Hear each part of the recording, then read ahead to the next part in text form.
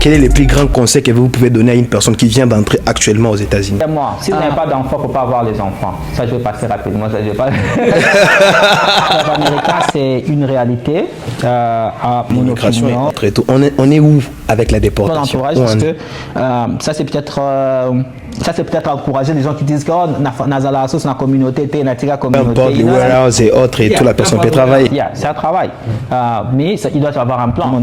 Parce qu'il y a beaucoup de formations qui sont gratuites. Non, qui sont moins chères, parce que ce n'est pas gratuit. Il y a aussi des formations gratuites, des adult school et autres. Quand quelqu'un va quitter déjà le Congo pour venir ici pour demander l'asile, ça veut dire qu'il est déjà en train de traverser quelque chose qui est en train de le pousser de demander l'asile. Donc, moi, je suis arrivé, je n'avais pas d'amis, je n'avais pas de frères, je n'avais rien. J'ai déjà Black Panther qui est là-bas, qui nous parle beaucoup de problèmes de société. Ça, les professeurs. Le professeur, il est là. Ça, c'est un frère. Et une petite photo chance qui vous encourage. Bonjour, j'espère que vous allez bien. Nous aussi, nous allons parfaitement bien, par la grâce de Dieu. Aujourd'hui, on est dimanche, les jours du Seigneur. Nous venons de louer le Seigneur, l'adorer, le rendre ses actions de grâce et autres. Nous sommes très ravis d'avoir notre précieux invité du jour au lendemain. On a eu à avoir des contacts, vouloir toujours parler avec lui et autres. Et tout. Aujourd'hui, Dieu nous a fait grâce. Il nous a accordé le souffle de vie et on est encore compté parmi les vivants de ces jours. Il est parmi nous. Vous le connaissez peut-être. Moi, je le connais personnellement, mais j'aimerais bien qu'il se présente aussi auprès de vous. Monsieur Curtis, bonjour. Bonjour, monsieur Joël. Vous allez bien, monsieur Curtis? Oui, je vais très bien, merci. Welcome to California. Yeah, thank you, I appreciate it. Je suis ravi de vous accueillir parmi nous ces jours. Et vous pouvez aussi parler aux autres qui ne vous connaissent pas non plus. Qui vous êtes? Mon nom c'est Curtis Matuta, c'est RTUS, comment l'épeler correctement. Je suis consultant de l'immigration. À présent, je suis localisé à Las Vegas et nous cherchons de voir des moyens comment expandre dans d'autres États pour être en mesure d'aider un peu plus de gens. Exactement. Un peu partout. Donc, c'est comme ça qu'on est là. Yes. Ok, je suis trop ravi de vous avoir et tout consort. Et comme l'idée est toujours d'être curieux dans plusieurs domaines, nous le disons, nous le répétons à chaque fois, dans notre chaîne, c'est une chaîne qui va beaucoup plus nous donner des connaissances intellectuelles et scientifiques. Et parmi nous, nous avons affaire à un intellectuel qui a une tête très bien faite. J'ai eu à checker, j'ai eu à tester plusieurs choses. Je vois que cet homme a des choses à nous dire au fait. Aujourd'hui, M. Curtis, nous avons un sujet très important que nous devons aborder ensemble avec vous, qui est vivre aux États-Unis, soit intégrer aux États-Unis, c'est un mythe ou une réalité. Pouvez-vous nous dire plus qui vous êtes, dans votre domaine que vous exercez, quel conseil prodiguerez-vous à une personne qui est encore aujourd'hui en Afrique, qui aimerait bien immigrer les États-Unis? Quels sont les voies et moyens qu'il doit faire pour qu'enfin qu'il sorte tête haute? Ici aux États-Unis, vous avez la parole. Yes, d'accord. Merci pour la question déjà. Le rêve américain, c'est un mythe ou une réalité? Je dirais que le rêve américain, c'est une réalité, à mon opinion, mon honnête opinion. Parce que venir déjà en termes d'opportunités, la qualité d'opportunités que les États-Unis vous offrent est différente de ce que nous avons à expérimenter dans nos pays d'où l'on vient, you know. And so déjà vis-à-vis de ce que nous faisons ici aux États-Unis avec l'immigration, avec Immigration Forum Doctors, nous avons un peu à rencontrer un peu plus de gens, essayer de regarder, d'observer ce que les gens traversent, comment ça se fait d'arriver, comment ça se fait de pouvoir accomplir ce qu'on appelle le rêve américain. Exactement. C'est ça le plus grand problème. Depuis vous connaissez un Africain. Yeah. Nous en Afrique, lorsqu'on quitte le banlieue, lorsqu'on quitte notre pays, c'est pour venir se chercher. Yes. Mais le problème, c'est que venir se chercher, c'est bien. C'est un terme qu'on utilise un peu vaguement. Mais venir se chercher, c'est un terme que personnellement, je n'utilise pas, que je ne prends pas à la légère. Parce que la réalité, c'est que on a des choses à faire en Afrique, avec une certaine somme d'argent. En réalité, nous pouvons faire un petit business et s'en sortir. Et de l'autre côté, vous arrivez ici, il y a des gens qui ont un peu de difficultés d'abord à arriver à apprendre la langue. Ce qui, déjà, en termes de ce que nous devons apprendre en premier lieu quand vous arrivez aux États-Unis, c'est la langue. Parce que ça a été toujours le premier plus grand obstacle pour la majorité d'Africains francophones à arriver ici, commencer à apprendre la langue, commencer à se chercher qu'est-ce que tu dois faire en réalité pour améliorer, pour atteindre ce qu'on appelle le rêve américain. Et à la fin, ça aussi, ça dépend de goal que la personne a eu à cette pour eux-mêmes. You know, disons, quand vous arrivez, il y a des gens qui arrivent qui ont besoin de devenir avocat et ils arrivent et ils rencontrent des difficultés, puis à la fin, ils arrêtent et puis ils se retrouvent à faire autre chose. Of course, c'est quelque chose qui arrive à beaucoup de gens, mais le rêve, quand on dit que tu dois réaliser un rêve, c'est accomplir quelque chose, you know, réaliser quelque chose de grand dans un pays différent de celui de notre provenance.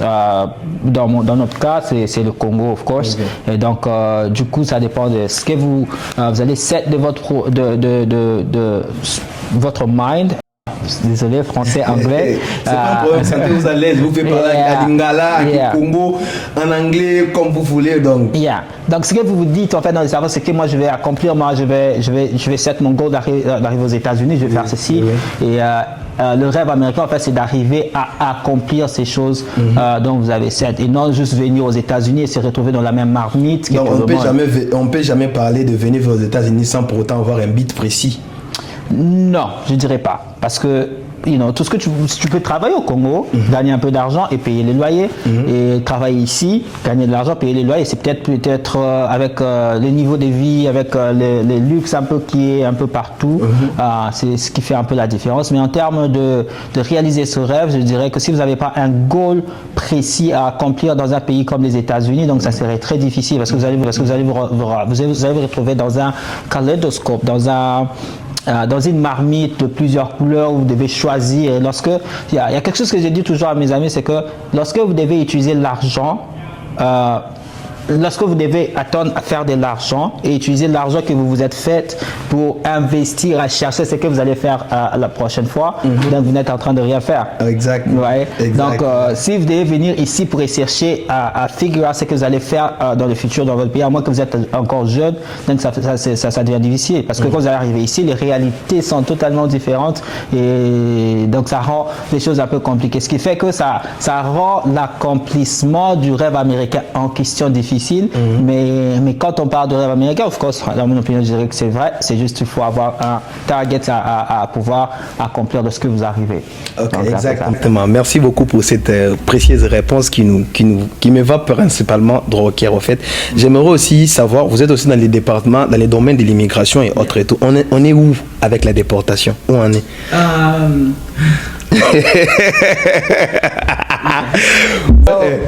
Le problème de la déportation, d'abord, j'aimerais d'abord que les gens puissent comprendre que les lois de l'immigration ont été établies depuis très très longtemps.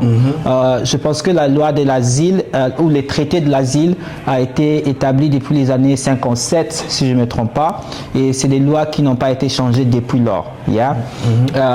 Et donc, un président, un 47e président ne peut juste pas venir et changer les lois. Of course, il est en train d'essayer de coerce, des loopholes, comment chercher à renvoyer les gens, mais la réalité c'est qu'il ne peut pas déporter les gens comme ça, il ne peut juste pas se réveiller un matin pour commencer à déporter. Oui, nous sommes en train de voir à la télé les gens qui se font arrêter, mais la réalité c'est qu'avant de paniquer, dire que non, on est en train de déporter les gens, on est en train de déporter ceci, il faut poser la question, qu'est-ce que la personne a eu à faire pour se retrouver dans la position d'être dans le custody des ICE. Vous voyez, ils ne vont pas aller de maison à maison pour arrêter les gens qui n'ont pas commis des crimes pour les renvoyer. Mais excusez-moi, mais on a vu dans des vidéos des ICE partir jusque dans des adresses de gens pour faire sortir de personnes et puis les déporter. I don't know. Yes. Ces gens-là avaient déjà des arriérés. Yes, absolument. Avec la justice ou comment? Absolument, absolument. Yeah. Vous pouvez checker, prenez le temps de checker toutes ces personnes où vous entendez les gens qui sont proches. Vous allez réaliser qu'avant que ICE ne vienne chez vous, vous arrêtez, vous ramenez dans le custody, vous devez avoir des arriérés dans votre casier judiciaire. Exact. Ils ne viennent pas juste comme ça dans votre maison sans aucune raison pour vous arrêter. Ça, c'est une violation de votre loi constitutionnelle, automatiquement. Et lorsqu'il y a des violations de voies constitutionnelles, ils ont peur d'être sous ou d'être ramenés en justice, parce que l'immigration peut être ramenée en justice, parce qu'ils ont violé les lois des citoyens américains. Et quand on parle de citoyens américains ou résidents du sol américain, on parle de tout le monde. Tout le monde, que tu sois sur ce visa, que tu sois aux États-Unis illégalement, le moment où vous vous retrouvez sur le sol américain, vous avez des droits. Et ces droits-là doivent être respectés. Exact. Et j'allais rajouter ceci. Ça, c'est pour les gens qui ont commencé, par exemple, l'asile ou qui ont les caisses qui sont pending. Lorsque USCIS met votre dossier pending, donc vous avez un dossier activement avec l'immigration, ils ne viendront pas derrière vous pour chercher à vous renvoyer chez vous. Ils vont toujours vous donner l'opportunité de défendre votre dossier. Et même lorsque ils arrêtent les gens qui ramènent au custody, si vous arrêtez, ils ramènent au custody, ils ne vous prennent pas pour pouvoir vous renvoyer chez vous. Vous avez toujours le droit d'être arrêté, ramené en détention. Ils vont toujours vous donner l'opportunité de vous défendre avant de pouvoir repartir chez vous. Il n'y a pas de loi qui dit qu'il y a quelqu'un qui va se faire arrêter et renvoyer dans leur pays automatiquement. Exact. Là, moi je suis ici, moi je comprends, il y a d'autres termes et tout, mais ceux qui ne connaissent pas, ceux qui sont encore en Afrique, c'est quoi l'USCIS?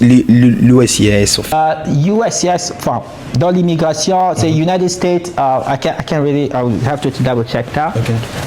Yeah, I have to double check parce que c'est un sigle. Je vais expliquer en termes d'ici qu'est-ce qu'ils prennent en charge en fait le département de USCIS. Dans l'immigration, nous avons 3 grands départements. Exact. Nous avons le département de l'Immigration Court ou EOIR. Nous avons le département de USCIS qui sont les officiers d'immigration qui processent les documents qui processent les documentations en général. Donc ce qui veut dire l'asile affirmative, les documents de mariage, documents de réunification familiale, c'est USCIS qui en prend soin. L'immigration court, c'est lorsque vous avez soit un crime ou lorsque vous êtes illégalement ou lorsque vous n'avez pas passé votre interview spécifiquement avec les officiers de USCIS. C'est en ces moments-là que vous êtes envoyé chez les juges de l'immigration. Vous voyez? Et il y a le 3e département qui est ICE. Il y a ICE et maintenant c'est un 3e département qui sont chargés du custody de toute personne qui est non-immigrant. Lorsque vous êtes ici aux États-Unis, légalement ou illégalement, lorsque vous n'êtes pas encore citoyen, vous êtes you're an alien. Vous êtes un alien aux États-Unis et lorsque vous commettez un crime, lorsque vous devez être arrêté ou quoi que ce soit, c'est ICE qui va prendre votre charge. Donc ils sont chargés sur le case de déportation. D'asseoir, vous voyez, pour que les gens se fassent arrêter, ils sont en train de parler de ICE partout. ICE, il s'occupe de déportation, USCIS s'occupe de documentation et l'Immigration Court ou EOIR s'occupe de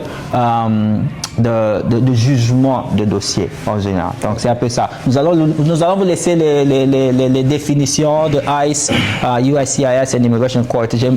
C'est pas un problème, ça se comprend toujours. On est humain et tout comme ça. Et lorsqu'on est trop pris et tout, on se comprend en fait. Et quel est le plus grand conseil que vous pouvez donner à une personne vivant en Afrique pour son intégration, sa première entrée aux États-Unis? Quel est le plus grand conseil que vous pouvez donner à une personne qui vient d'entrer actuellement aux États-Unis? 2 choses. Lorsque le plan, c'est de rester aux États-Unis, le plus tôt que possible, commencez votre dossier avec, soit si c'est avec USCIS, commencez parce que c'est eux qui s'occupent de la documentation, of course. Commencez votre dossier, vous avez déjà un dossier qui vous attend. Donc vous conseillez à une personne dès son arrivée, il peut directement faire une demande d'asile, s'il s'agit de rester. On peut dire ça. Je ne dirais pas que c'est un programme d'asile. Il y a des gens qui viennent, se marier, il y a des gens qui viennent qui sont sur EB2, sur le programme d'études. Il y a des gens qui ont différents programmes. Donc ce que je dirais, c'est que quand vous arrivez et que vous devez atteindre un certain programme ou vous n'avez pas de programme où vous avez le projet de demander l'asile, quand vous l'avez demandé, absolument, la première des choses, c'est de commencer vos documentations pour lancer vos procédures. Parce que ça, le plus tôt que vous commencez vos procédures, le plus tôt que vous aurez l'opportunité de recevoir au moins votre document de travail et puis commencer à travailler et le reste vous en occupez après. Deuxième chose, c'est que vous devez apprendre l'anglais. Il n'y a vraiment pas il n'y a pas une manière facile de l'expliquer, mais vous devez apprendre l'anglais parce que c'est un pays anglophone et pour être en mesure. C'est en anglais, tu es obligé, ouais.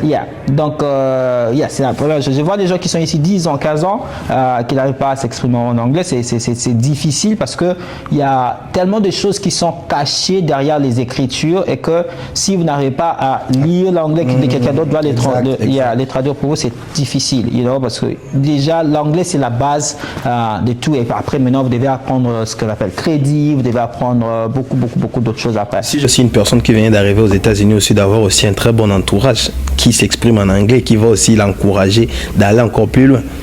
Une bonne entourage, ça c'est une bonne question. Je ne dirais pas une bonne entourage parce que ça c'est peut-être encourager les gens qui disent que Nazala c'est une communauté, t'es une communauté, you know what I mean? En fait, c'était ça la question cachée, mais vous avez anticipé ma question, mais c'est pas un problème. Donc, oui, allez-y. Donc le problème c'est pas la communauté, le problème c'est la volonté personnelle. Nous autres nous sommes arrivés, on a toujours été autour de notre communauté, on a toujours eu à avoir des amis congolais, mais c'est d'avoir la volonté. C'est pas eux qui vont vous apprendre l'anglais, c'est vous qui allez faire vos recherches, c'est vous qui allez changer votre. En fait, c'est un style de vie que vous devez changer. En fait, c'est complètement oublier la mentalité que vous aviez au Congo où vous devriez parler tout le temps à vos amis en lingala. Vous pouvez être en Amérique, mais vous encouragez l'un ou l'autre de discuter en anglais, d'avoir des choses whatever you guys can come up with en anglais, et c'est pour que vous puissiez improve tous les jours. L'anglais vous n'allez pas l'apprendre en un jour, mais ça va prendre des efforts progressifs pour en arriver là. Il y a l'un de vos amis en fait qui motive les jeunes aussi sur internet. Nous connaissons, que je peux citer les noms, le professeur là où il est, on nous lui salue, un bon dimanche à lui, professeur. Et à Papilo Mbépé Sapoto Chasse, c'est l'un de vous en fait. C'est des jeunes gens là, ils peuvent faire fuir des gens en Afrique en fait. On peut vider l'Afrique en 2 ans si on continue toujours avec ce genre de personnes. J'aime bien leur manière de faire des choses en fait. Ils encouragent les gens à faire des bonnes choses. Et outre que ça, c'est pas qu'ils sont là, ils croisent les bras. Moi, ce que j'aime chez eux, malgré ça, eux aussi ici, ils bossent. Ce sont des bosseurs comme pas possible. Les temps qu'ils viennent pour faire des vidéos, c'est les temps où ils ont des temps libres. C'est pas, il manque des choses à faire qui sont là devant des caméras, en fait. Moi, ce que je peux retenir ici aux États-Unis, il y a tout le monde n'a pas le temps pour tout le monde en fait. Donc tu as le temps pour toi-même, tu as le temps pour te construire, tu as le temps pour ta vie. Et à toi maintenant de faire les bons choix. Tu préfères vivre ou te plaindre en fait. Parce qu'ici en tout cas, je me dis que si tu n'es pas fort moralement, tu risques de devenir détraqué comme on dit, moral et tout consort. Alors on parle toujours dans les cadres de l'asile. Et pour vos demandes d'asile, pour les documents que vous traitez pour vos clients et autres et tout. Parlons-nous, vous traitez uniquement avec des Africains, uniquement avec des Congolais ou avec... Non, je travaille avec tout le monde. Je travaille avec tout le monde. La majorité de mes clients, c'est actually de West Africa. Je travaille beaucoup avec les West Africains. Je travaille avec beaucoup de Congolais, je travaille avec beaucoup de Sud-Américains actuellement. Donc, ce que je vais dire, c'est ceci. Il y a une chose que les gens doivent savoir. Je pense pas que j'ai déjà parlé de ça sur mes vidéos. C'est un secret d'État que vous exposez. Ok, c'est une très bonne chose. Nous allons en bénéficier, en fait. Je pense que tout le monde doit le savoir. Tout le monde, et je dis tout le monde, peut être qualifié pour appliquer l'asile. Même si vous avez été aux États-Unis durant un certain nombre d'années, il suffit de prouver qu'il y a eu des raisons quelconques spécifiques qui ont fait que vous ne puissiez pas être en mesure de l'appliquer en avance. Parce que je sais que dans notre communauté, il y a beaucoup de gens qui sont ici 10 ans, ils n'ont jamais eu à avoir quoi que ce soit. Ça, c'est vrai. Parce qu'on les a dit que non, après 1 an, tu peux plus faire ceci, tu peux plus faire cela. Mais moi, je veux vous rassurer, vous pouvez partir, tout le monde peut faire ses recherches eux-mêmes. Je sais que si vous partez sur Google, ils vont dire que non, after 1 year, you cannot apply. You cannot apply anymore. Mais quand vous lisez un peu farther, ça vous dit but if there has been a change of circumstances, then you can apply. And so, j'ai eu à travailler avec beaucoup de gens qui ont été ici pendant de nombreuses années. Et ils ont été en mesure de demander l'asile, ils ont été en mesure de défendre leur dossier. So it's been pretty good for them. So juste que les gens sachent ça, parce que je sais qu'il y a beaucoup de gens dans la communauté qui ont des problèmes de papier et qui n'arrivent même pas à s'exprimer parce que c'est un un sujet, je dirais, qui est en quelque sorte tabou. Je ne sais pas pourquoi est-ce que c'est de la sorte, mais je pense plus que c'est les gens qui ont déjà la nationalité, la résidence, avec un peu de cette fierté, ça rend un peu les autres un peu mal à l'aise. Mais je pensais que c'était un sujet que la communauté nous devrions aborder un peu plus. Et je pense aussi que nous devrions avoir un peu plus de gens qui s'intéressent à se donner la connaissance sur des choses que la communauté en général n'ont pas nécessairement accès à avoir information dessus pour pouvoir aider les restes. Parce que une personne, 2 personnes, 3 personnes, c'est pas assez. Nous avons des grandes communautés et les gens doivent avoir accès à la bonne information. Exact. Maintenant, je dirais ceci. Aujourd'hui, une personne fait sa demande d'asile et par erreur, il perd peut-être son adresse mail. Il perd peut-être son compte USCIS et que l'USCIS peut-être envoyait déjà les messages dans son compte et lui ignorant qu'il était. Et les jours suivants, après quelques jours passés, par curiosité, il a eu à récupérer peut-être son compte et tout. Il entrait là, il trouvait peut-être il a eu à rater son rendez-vous et autres. Pour ce genre de cas, comment est-ce que vous travaillez avec ce genre de personnes? Nous entrons directement en contact avec USCIS automatiquement. Nous devons écrire une lettre. Ça dépend maintenant de quel genre de message que la personne a eu à avoir. Si les messages à avoir avec le rendez-vous, qui est la chose la plus importante peut-être dans les comptes, si vous avez raté votre rendez-vous, automatiquement vous allez faire une demande de rescheduling avec les officiers et expliquer en détail les raisons pour lesquelles vous n'avez pas pu vous présenter au rendez-vous. Mais pendant ces temps, ces processus, ou soit ces délais pour avoir un work permit, là, ça serait rallongé encore beaucoup plus? Yes. À ce moment-là, ce serait suspendu, mais ça dépend de quel moment ça a eu à prendre pour que la personne puisse rater son rendez-vous. Mais, again, il y a des choses où vous ne pouvez pas changer. Parce qu'à ce point-là, vous avez déjà raté, vous êtes déjà obligé d'attendre. So, la prochaine chose à faire, ça serait d'écrire directement à USCIS, essayer de prendre un autre rendez-vous parce que votre clock va se rétablir right after le prochain rendez-vous. Il suffit juste de vous présenter à votre prochain rendez-vous, votre clock va se réactiver. Ah, ok. Donc, une fois qu'on applique pour les prochains rendez-vous immédiatement, là, ça sera réactivé. Non. Et vos jours d'avant, en fait, seront toujours pris en compte ou pas? Yes, absolument. Les jours d'avant seront pris en compte. Et quand on parle de ça, on parle les deux asylum, defensive asylum and affirmative asylum. Les deux. Je sais qu'affirmative asylum, c'est avec les juges, mais je sais qu'affirmative asylum, c'est avec USCIS. Chez eux, vous envoyez la lettre en ligne ou sur leur mail, sur leur adresse personnelle. Mais lorsque vous ratez votre clock ne marche pas avec les juges, vous avez raté un rendez-vous. Généralement avec les juges, ils vont vous donner un deportation parce que c'est différent. Si vous avez un deportation, ce que vous aurez à faire, c'est d'appliquer pour le motion to reopen avec les juges. Et si vous recevez le motion to reopen, then vous pouvez vous présenter à votre rendez-vous. À ce point-là, votre clock va se réactiver.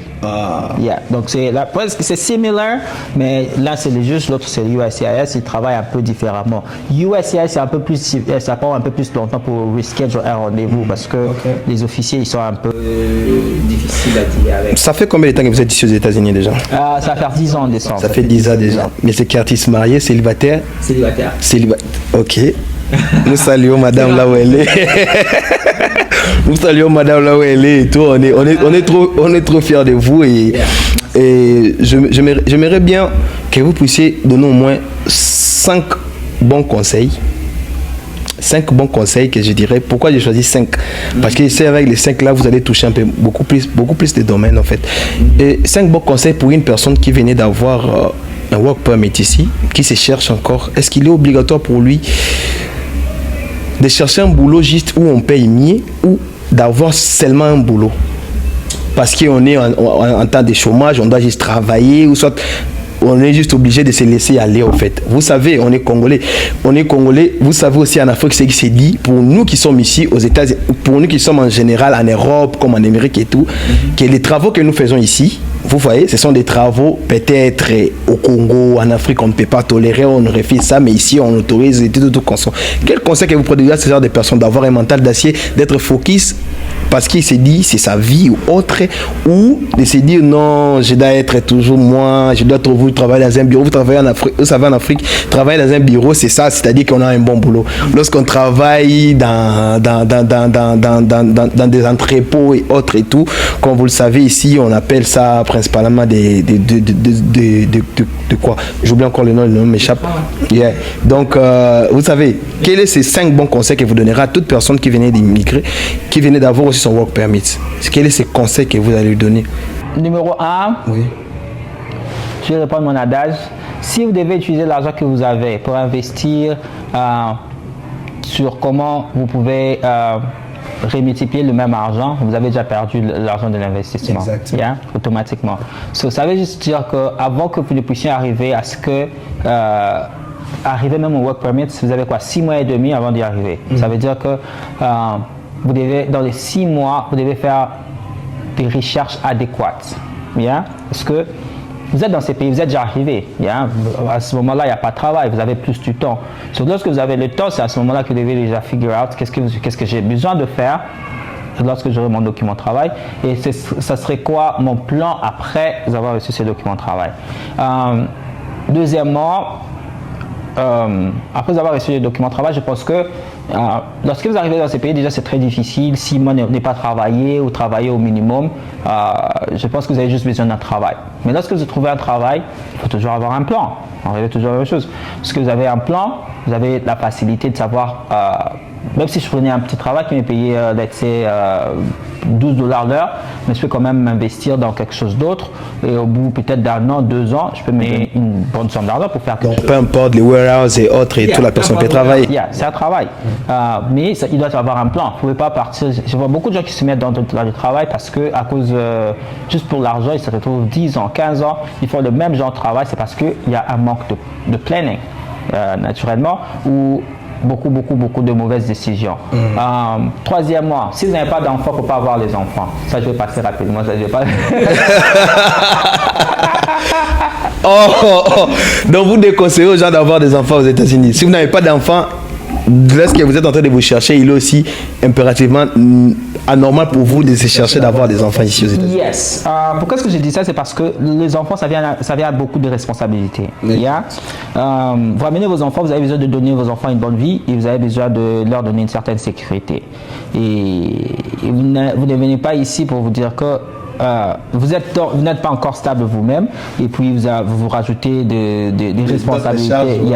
C'est absolument inutile et surtout pour les jeunes. Ça c'est un message juste pour les jeunes, même ceux qui ne sont pas ici, même au Congo, tu vois, partout actually. Avoir les enfants, je sais qu'il y a beaucoup de gens qui vont partager notre opinion, avoir les enfants jeunes c'est bien, mais j'essaie un peu d'observer ma propre jeunesse et si j'avais par exemple les enfants à un certain âge, je ne pense pas que je serais aussi en mesure de faire certaines choses que j'ai eu à faire après dans ma vie, où j'aurais même les opportunités de faire ce genre de choses-là, même si je fournissais des efforts.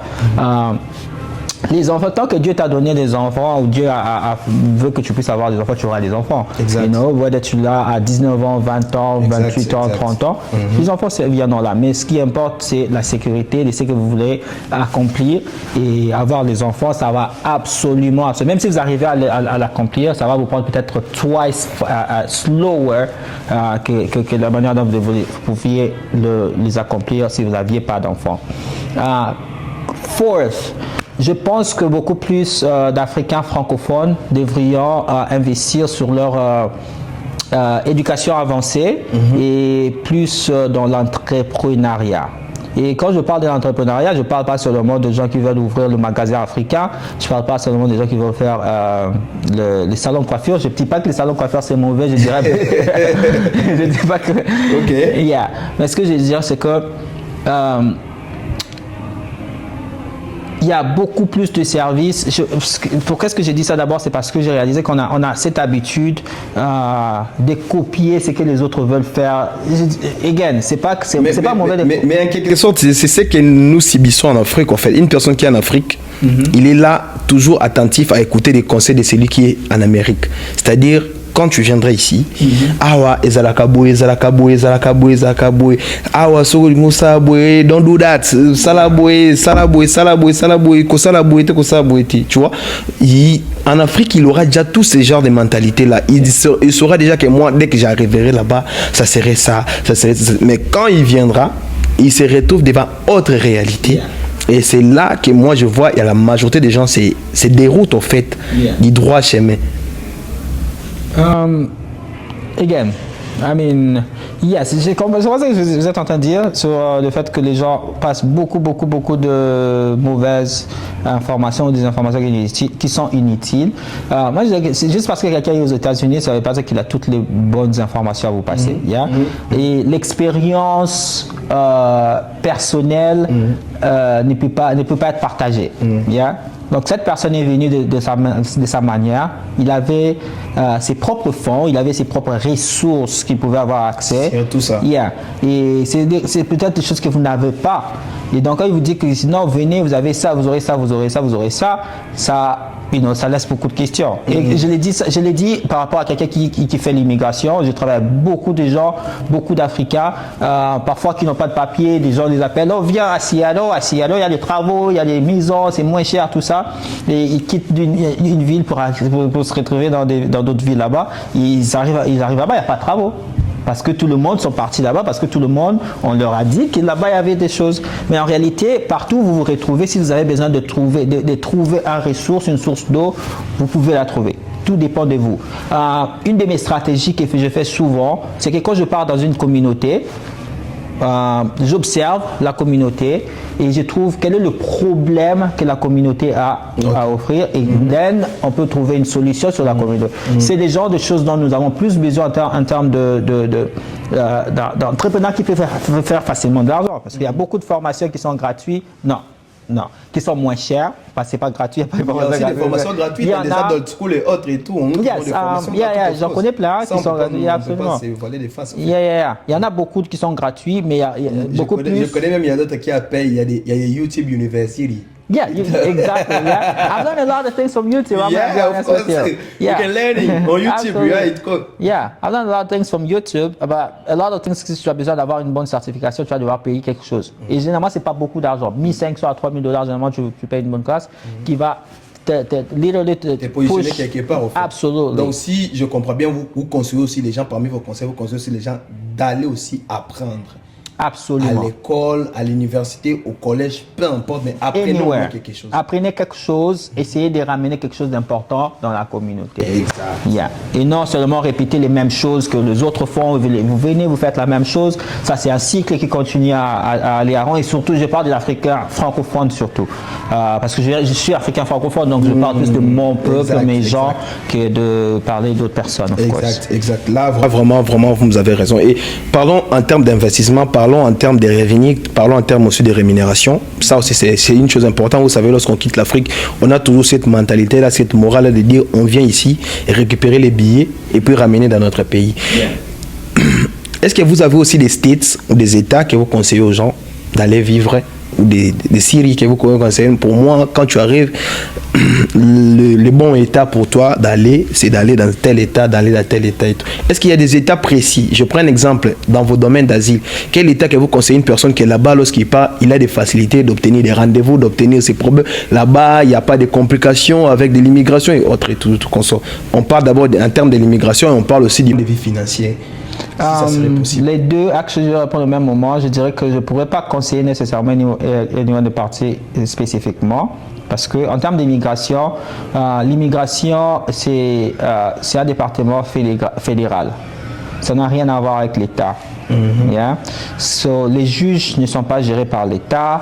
Les employés de l'immigration ne sont pas gérés par l'État, ils sont gérés par le gouvernement fédéral. Donc les décisions sont prises par rapport à votre histoire et vos évidences et non par rapport à l'État où vous vous retrouvez. Bien sûr, il y a des États où on dit que non, il y a des républicains, il y a des gens, tout ça. Si j'aurais peut-être cité un que je dirais que je te conseillerais les gens de partir, je dirais que c'est le Texas. Mais à la fin de la journée, même quand mes clients du Texas m'appellent, je leur dis une seule chose. il y a des gens au Texas qui gagnent des dossiers. Et si les gens au Texas gagnent les dossiers, c'est parce qu'ils ont ramené les bonnes histoires. C'est pas tout le monde qui gagne les dossiers qui ramène. Matter of fact, c'est quand vous regardez les statistiques de l'immigration, il y a 6 sur 10 immigrants qui partent se défendre eux-mêmes sans avocat. Donc ce qui fait au fond gagner leur dossier, c'est leur manière d'expliciter leur dossier et leur manière de présenter leurs évidences qui sont en train de matcher les dossiers qui sont en train de présenter. C'est ce qui vous fait gagner votre dossier en termes d'immigration. Ok, parlons aussi de l'histoire. Lorsque vous parlez de l'histoire, il y a de ceux qui vont comprendre, il y a d'autres non. Est-ce qu'il est important pour une personne, comme vous nous avez dit au début, que chaque personne doit toujours avoir un goal? Si la personne a ces bits là depuis Congo, depuis l'Afrique, qui cherche à immigrer ici aux États-Unis, il doit déjà, dès son départ, en fait, dès lors qu'il est de l'autre côté, il doit déjà commencer à avoir une idée, c'est une histoire à raconter, où tout peut se construire ou se constituer ici, c'est aux États-Unis. Mais quand quelqu'un va quitter déjà le Congo pour venir ici pour demander l'asile, ça veut dire qu'il est déjà en train de traverser quelque chose qui est en train de le pousser de demander l'asile. Donc je dirais qu'ils doivent être prêts avant de venir ici, et parce qu'il y a aussi le risque que vous soyez immédiatement appelé pour l'interview au bout de 1 mois, 2 mois après avoir commencé l'asile. Ça veut dire que vous devez être prêt pour exposer votre dossier avant même d'arriver. Ça, c'est important. Maintenant, quels sont les avantages ou soit quelle est la différence entre une personne qui se marie avec une Américaine ou un Américain et une personne qui a juste la green card au fait? Juste la durée à laquelle les documents vont faire pour que vous recevez vos papiers. Quand vous savoir les dire en question. Et le problème, c'est même pas, je dirais pas que le problème c'est plus en termes de la green card et citizenship. Le problème est plus en termes de what was I going to say? I think it skipped my mind. Anyway, je pense que le problème, la seule différence, je dirais, c'est par la durée. Lorsque vous êtes marié il y a du traitement des dossiers. Il y a du traitement de dossier. Donc, ce que vous allez mentionner, actually, ce qui skip my mind, c'est que c'est en termes de la légibilité du mariage. Si votre mariage, c'est un mariage bona fide, c'est votre mari, vous êtes marié normalement, que la personne puisse avoir la green card ou la citizenship, ça n'a vraiment pas de problème. Vous aurez vos papiers. Mais lorsque le mariage est questionable, là vous aurez des problèmes. Now, la durée est aussi un petit issue, mais il y a aussi une manière de fixer les issues. L'issue, c'est qu'avec la green card, généralement, ça prend beaucoup plus de temps, 2 ans environ, avant de recevoir les papiers. Et puis avec le US Citizen, c'est peut-être 10 mois, vous pouvez déjà recevoir vos papiers. Mais même avec le US Citizen, ça peut prendre longtemps. But the main thing is just le mariage, que ce soit bona fide, que ce soit un bon mariage, que vous aurez vos évidences. Et autre chose, la manière à laquelle vous appliquez. Lorsque vous appliquez le I-130 séparément et vous attendez que le I-130 soit approuvé avant d'appliquer le 485, vous aurez des problèmes. Pourquoi? Parce que le I-130 elle-même, elle prend déjà près de 2 ans pour être approuvée. Et si vous attendez, c'est beaucoup de problèmes. Donc vous appliquez, chez moi, quand mes clients viennent, je demande une seule chose, j'applique concurrently. Concurrently, ça veut dire que vous allez appliquer les tout au même moment. Vous allez appliquer, vous allez faire toutes les applications, nous allons faire les I-130, parce que quand vous faites le mariage, vous allez faire le I-130, qui est l'américain, la femme ou le mari américain est en train de pétitionner pour la personne qui n'a pas de document. And then, deuxième étape, c'est que la personne qui n'a pas de document va devoir ajuster son statut, les I-485, et il va appliquer pour le I-765 pour le document de travail au même moment, vous payez pour ça as well. And then, vous pouvez aussi appliquer pour le document de voyage, parce que avant que vous ne recevez votre green card, vous pouvez, on vous donne l'opportunité de voyager, donc on peut vous envoyer le travel document qui vous permet de partir ailleurs.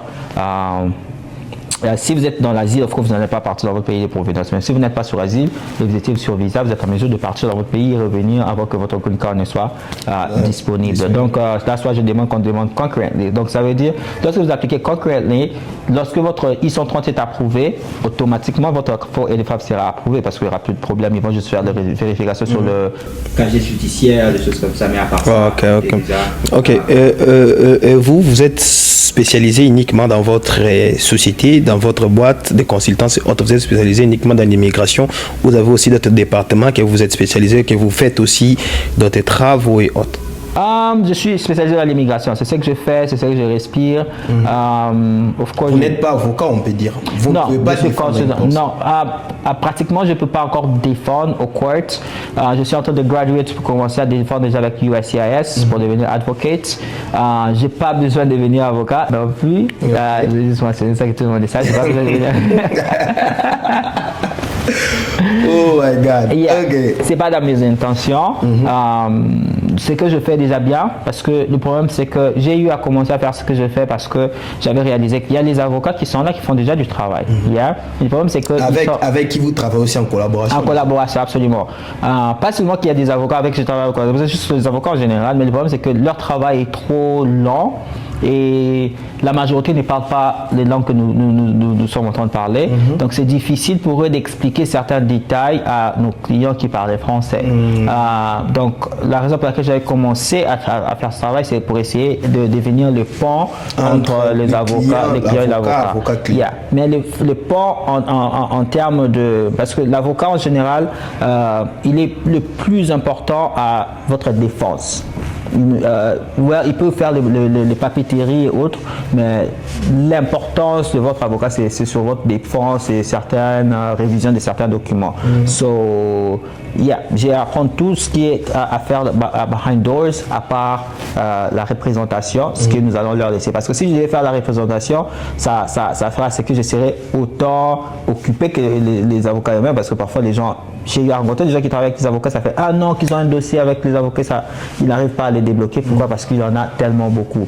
Et donc chez moi, j'essaie de manager ce que je peux manager jusqu'au moment où vous êtes appelé pour votre... Vous ne pouvez pas représenter une personne, même pour un interprète. Yeah, ça dépend maintenant de l'État. Yes. Je travaille en tant qu'interprète aussi, mais ça dépend de l'État où la personne va désirer de m'appeler. Mais beaucoup de codes d'immigration ont maintenant les interprètes automatiques, où ils appellent en ligne. Mais avec les officiers de l'immigration, j'accompagne tous mes clients pour leurs interviews et autres, pour m'assurer que le travail est bien fait. Mais en termes d'avocat, non, je ne pense pas. C'est beaucoup plus de travail. Et dans mon travail, j'ai peut-être quelques années seulement avant que je puisse passer à autre chose.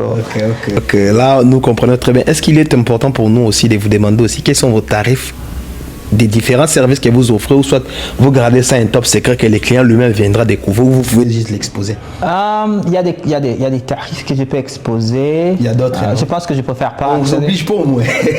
Donc soyez vraiment dans votre assiette. S'il est obligatoire ou pas, s'il est important ou pas, s'il n'est pas important, on peut passer au fait. Non, j'ai placé. Qui veulent au moins avoir une information. Vous voyez toujours s'informer avant de faire quoi que ce soit. Yes. Généralement, pour les dossiers que je manage, qui sont avec aider les gens from le moment où ils arrivent aux États-Unis, les aider à appliquer pour leur asile, les aider avec tous les changements d'adresse, les aider avec les déplacements de leur dossier, assurer qu'ils ont leurs documents de travail au moment adéquat ou au moment opportun, whatever, les 6 mois, les 6 months and 2 weeks on average. Et then m'assurer qu'il n'y a vraiment pas de problème dans leur dossier. Je charge environ 2000 ou 2500 dépendant du dossier. Et pour les gens qui sont venus ici depuis très longtemps, nous chargeons un tout petit peu plus.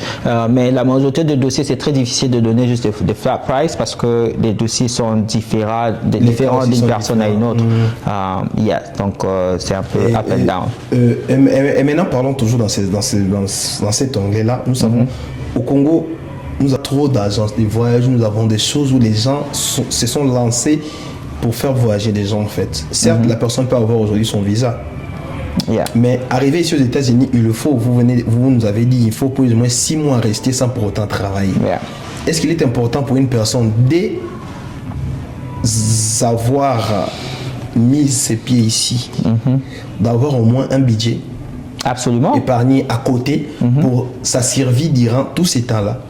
Yes, absolument. Lorsque vous venez, 2 choses, il faut avoir de l'argent de poche pour vous-même, ou si vous avez des familles, et en repartant sur la question que vous avez posée avant, comment les gens qui arrivent ici, comment ils peuvent se retrouver, c'est que c'est facile. Si vous avez besoin de choisir un État, choisissez là où vous avez plus de ressources, où vous connaissez les gens qui peuvent vous orienter facilement. Vous connaissez aussi, on a aussi des genres de personnes qui sont des premiers rois qui n'ont jamais été princes. Ils peuvent venir dans un endroit quelconque et tout, ils trouvent personne, ni membre de sa famille, ni personne. Comment vous où on va choisir. Il y a de ces pays où tu peux partir, tu n'as même pas un frère, même un ami. Yeah. Moi, je suis arrivé, j'avais pas d'amis, j'avais pas de frère, j'avais rien. Of course. Alors, donnez-nous votre secret. Mon secret, je suis arrivé, c'est pas facile, hein. Je ne vais pas dire sur ça. Oui. Non, mais sérieux. Moi, je suis arrivé, j'étais seul, j'avais quoi, 19 ans, quelque chose. Je pense qu'une chose que j'ai eu à faire, c'était d'abord me focaliser. J'avais pas beaucoup de budget non plus, mais comme j'étais à l'école, je pouvais quand même travailler. Beaucoup qui sont arrivés comme étudiants vont peut-être comprendre. J'ai quand même essayé de travailler à l'école et payer mon loyer, whatever. Mais mon focus c'était d'apprendre l'anglais, c'était mon goal numéro 1. J'avais vraiment besoin d'apprendre l'anglais pour être en mesure de comprendre ce qui m'était adressé et autres, parce que je savais que j'avais pas beaucoup de gens qui m'aideraient à le faire. Et après ça, je me suis focalisé à chercher quelle serait la prochaine opportunité pour moi. Ça m'a pris du temps, beaucoup de temps pour réaliser certaines choses après beaucoup d'erreurs, beaucoup de mistakes and all of that. So, d'arriver à le faire. Je dirais que le plus grand secret, c'est avoir un planning, savoir ce que l'on veut faire et s'y mettre. Parce que la réalité, c'est que vous pouvez parler autant que vous pouvez parler, mais si vous n'avez pas, si vous n'êtes pas prêt à faire le premier pas, vous n'irez nulle part non plus. Resilience. Resilience is my thing.